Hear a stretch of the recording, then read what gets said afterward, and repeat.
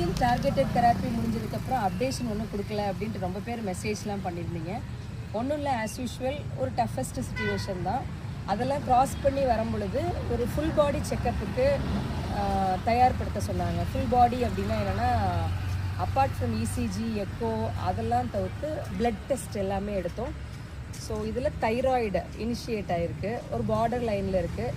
அதுக்கப்புறம் கொலஸ்ட்ரால் அதுவும் ஒரு பார்டர் லைனில் இருக்குது. Sugar is normal.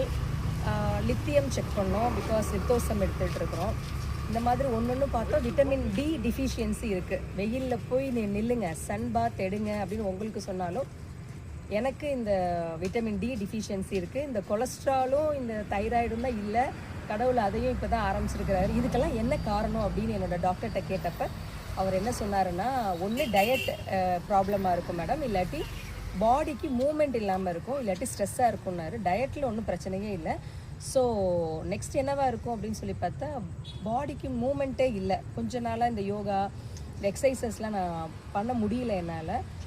ஸ்ட்ரெஸ்ஸுங்கிறது அது இன்னர் இருக்கா என்னன்னு எனக்கு தெரில. ஸோ இது வந்து என்ன சொல்ல வரேன் அப்படின்னா, ரெகுலர்லாம் இந்த யோகா, வாக்கிங் இதெல்லாம் கட்டாயம் வேணும். அப்படிலாம் எதுவுமே இல்லாமல் டயட் ஃபுல்லும் பர்ஃபெக்டாக ஃபாலோ பண்ணாலும் ப்ராப்ளம் இருக்க தான் செய்யும். இதுலேருந்து நான் சீக்கிரம் மீண்டு வந்துடுவேன்.